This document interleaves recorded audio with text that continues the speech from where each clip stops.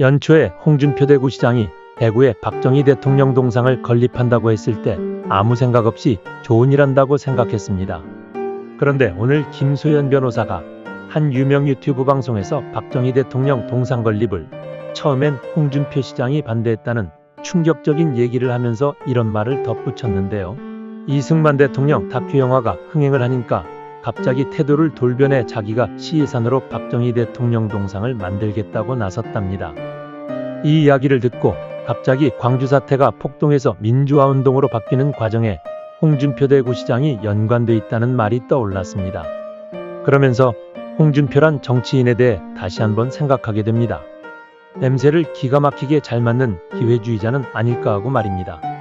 게다가 광주 사태가 민주화되는 과정에 일정 부분 역할이 있다면 여기에 맞는 지분 또한 있지 않겠습니까?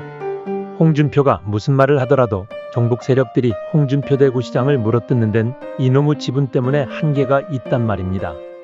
잘못했다가 광주민주화운동이 다시 폭동으로 바뀔지도 모른다는 불안감 같은 거 말입니다.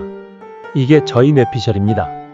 물론 아닐 수도 있습니다. 그런데 세상을 근 60평생 살아오다 보면 참 다양한 부류의 사람들을 만나게 됩니다. 물론 저보다 더 연배가 있으신 분들이 많이 계시지만 제 말에 공감하실 겁니다.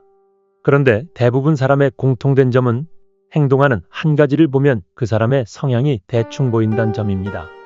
사람은 무의식적으로 하는 행동에서 그동안 살아온 삶이 녹아있기 때문입니다. 그 사람이 얼마나 건강하게 살았는지 아니면 얼마나 야비하게 살았는지 말입니다. 가끔 이걸 의도적으로 숨기려는 사람들이 있습니다. 이런 부류의 인간들은 나중에 따로 얘기하기로 하고 오늘은 자유우파를 기만하고 있는 홍준표의 이중성에 대해 이야기하는 걸로 마무리하겠습니다. 제가 참 가슴이 먹먹한 건 이런 부류의 인간들이 자유우파 정치인의 탈을 쓰고 종북 종중반국가 세력들 앞에서 굽신거린다는 점입니다. 물론 홍준표 대구시장은 지분 때문인지 뭔진 몰라도 자기가 쓴소리 한다면서 떠벌려도 희한하게 종북 세력들이 아프게 물진 않습니다. 그런데 이런 지분조차 없는 뜨내기들은 그저 하는 게 굽신거리면서 자기 명줄 연장하는 데 모든 정력을 쏟아붓습니다.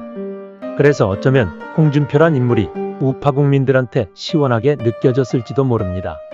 이런 생각을 하니 기가 막히고 코가 막혀옵니다.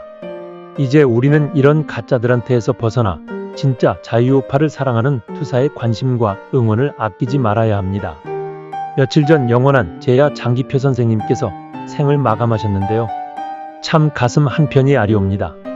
그래도 다행인 건 아직 우리에겐 김문수 장관 같은 분들이 남아있다는 점입니다. 요즘 김문수 장관이 우파 국민들에게 신드롬을 일으키고 있는데요. 이게 단지 일시적인 현상으로 그치지 않도록 지속적인 관심과 응원을 해야 할 겁니다.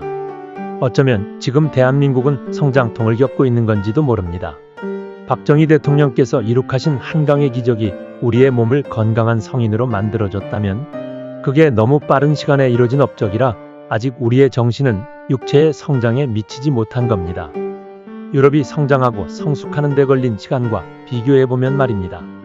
게다가 갑자기 성장하다 보니 몸 여기저기가 쑤시고 아픕니다. 이런 과정을 잘 극복하고 이겨낸다면 몸과 마음이 튼튼한 성인이 될 수 있지 않겠어요? 아프지만 이겨내야 합니다. 그리고 자유대한민국을 암울하게 만들려는 반국가 세력들을 이 땅에서 몰아내야 합니다.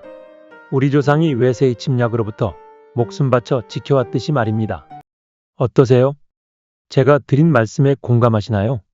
공감하신다면 좋아요와 구독 부탁드립니다. 그리고 끝까지 시청해 주셔서 고맙습니다.